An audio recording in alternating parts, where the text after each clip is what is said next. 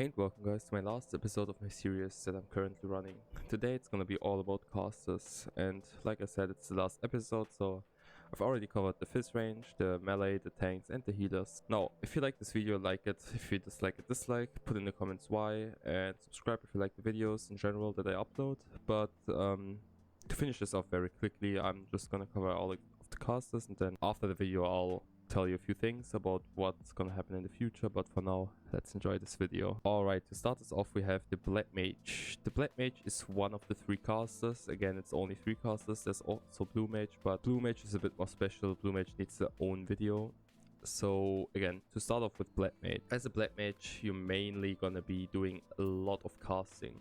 You probably will have heard about Black Mage if you're at least a bit inside the FF community. And now, what makes Black Mage so special? So, as a Black Mage, your MP is gonna be very, very important. Much more important than any of the other drops you've seen so far, or you'll see later in the video. Basically, you have a lot of fire spells that deal massive damage, but at the same time, they consume all of your MP. And to get your MP back, you'll have to switch to your Ice phase, to your Blizzard phase, which is way less damage, but it also gives the MP back at the same time. So obviously, since it's way less damage, you want to stay inside it way less than inside your fire phase. So basically, Black Mage is literally just pull out your biggest damage spells that will drain your MP. Use your other buttons that will appear. In the meantime, you'll have like ley lines. You'll know that from FF in general. It's literally the most famous spell. Ley lines literally just make you cast faster, and she just cast faster so you can deal more damage. The more cast you can put out. When you're within your ley lines, you just spam all of your damage buttons. You have some instant cast buttons, like I'll show you, where you can just walk and press buttons. This will make things easier, like walking in circles. And then obviously you also have your, I'm just gonna show you a special, like an example of how long your casting will be. It's gonna look like this. Gonna be casting. I'm gonna ignore my paradox. We won't go into detail for combos or anything like that. I'm just showing you how quickly the cast times are. So you also have special buttons like these that are like purple. You don't care about them. It's literally just put them in between your fire spells, and as you can see, the timer goes down as well. When the timer runs out, you've also fucked your combo. So you'll have a few things to take care of while also moving not too much. But yeah, maybe at some point I'll do a proper Black Mage guide, but I can also link one down in the description if you want to learn Black Mage, since I know a few things about Black Mage. But yeah, that's basically it. So let's jump on to our next caster. Alright, next up we have the Red Mage. The Red Mage is pretty unique again, just like Black Mage is also pretty unique with the long cast times. Now, what's your job as a Red Mage? As a Red Mage, as you can see, we have two bars. You can get them up by either using Thunder, which puts up the darker one, or we use Arrow. I'm gonna show you this now, which is gonna get up the white mana. Now I'm gonna get them both higher so I can explain it better, so I'll see you in a sec.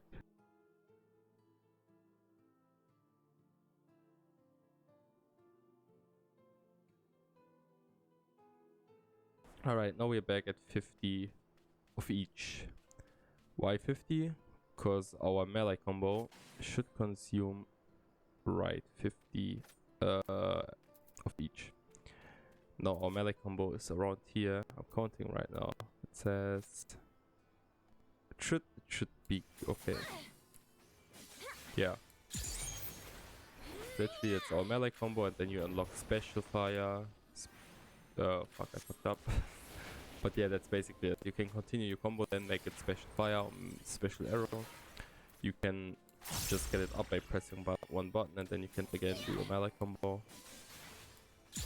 And then this time I'll use the arrow. And as you can see, that's that. You have special things, and then you can jump away, use this, jump back in, use melee, jump back out, use this.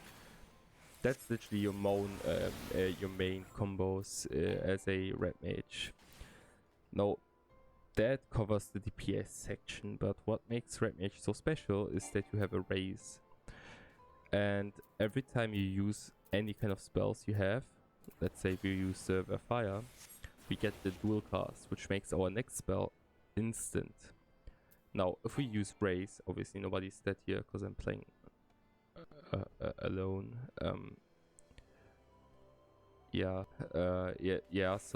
if someone was dead next to me, then I would use this and then I would be rest. If I use Jolt again, we get it back. So we could just, let's say 4 people in our party are dead. We could use it back to back. It costs 2.4k MP. If you use Lucid Dreaming while doing so, that gives us MP back over time.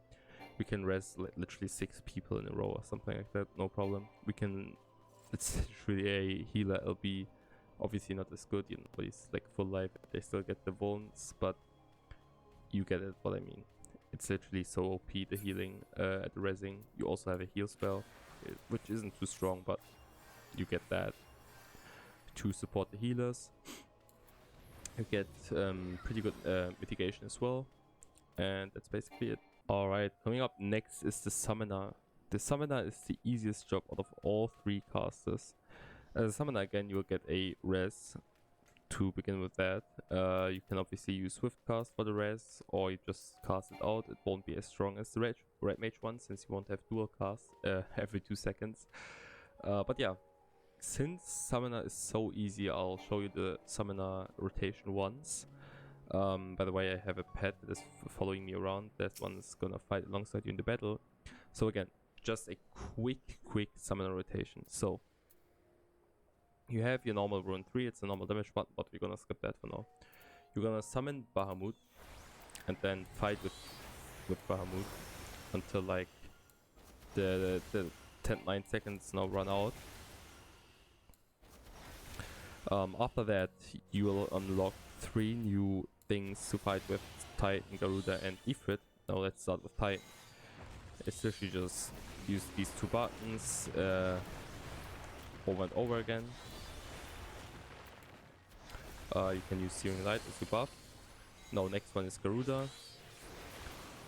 Just spam that. You can use Energy Drain, by the way, and this button to deal more damage in between. And then Ruin 4 as well, obviously. And then lastly we have Ifrit, which is just 2 casts, 1 dash and 1 explosion. And after that we would have Bahamut, but it's literally no difference. We just have Phoenix. And then we're gonna deal damage with Phoenix until the 10 seconds run out. It's literally just a replacement for Bahamut at this point. You just spam your button for 5 seconds now.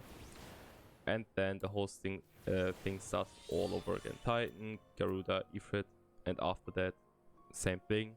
You summon Bahamut again, do the whole thing, then Phoenix, and literally that's just a rotation. You do it over and over and over and over again. That's your whole rotation as Summoner. Now again, Summoner is the easiest out of all 3, so I would recommend that for beginners. And then maybe Red Mage, because Red Mage is pretty good for progging fights or just dungeons when you have some experience and you want to help people. Then you can just play Red Mage and then you can rest them whenever they struggle or anything like that. It's also the safest, obviously, since you can always rest your healer. If you're high enough level, I think the rest was level 74, like the unlock for it, so you obviously have to be high enough for that. This one is unlocked at level 12, so this one's way early unlocked. And then lastly, I would recommend Black Mage, obviously, because it's the hardest job. I haven't showed you the Black Mage rotation because there's so many different ways to play Black Mage. And if I went into detail there, then we would sit here until tomorrow or even the day after. So Black Mage might be for another video, or again, as I said, there are plenty of guides out there, so you can just watch that if you're really interested into Black Mage. But yeah, that concludes all of the different caster jobs. Again, Blue Mage is not involved because Blue Mage is more special and that one needs an own video. I've made a few Blue Mage videos so far, but there aren't proper Blue Mage videos. So yeah, thanks so much for watching. I tried to cover them very quickly and very vaguely, so the video won't be too long and you just get a small idea of what each job does. In my last video, someone pointed out that I didn't like cover the dancer rotation fully, and I agree with that obviously, because like I said, these videos aren't guides for the drop specifically in the video that is involved in a certain drop group. No, these videos are just there to give you a vague idea of what each drop does, just what it looks like, what the spells might be like, what the rotation would look like, if it's a fast drop, if it's a slow drop, if it's a busy drop or not. That's actually it basically. But yeah, again, thanks so much for each comment. I learned from these a lot in the different videos. Thanks for each like and dislike. They show me also where I can improve, or obviously where I'm already pretty good. But yeah, if you like my content, subscribe. This covers all of the different drops, as it's the last video. The next video is gonna be probably a tier list.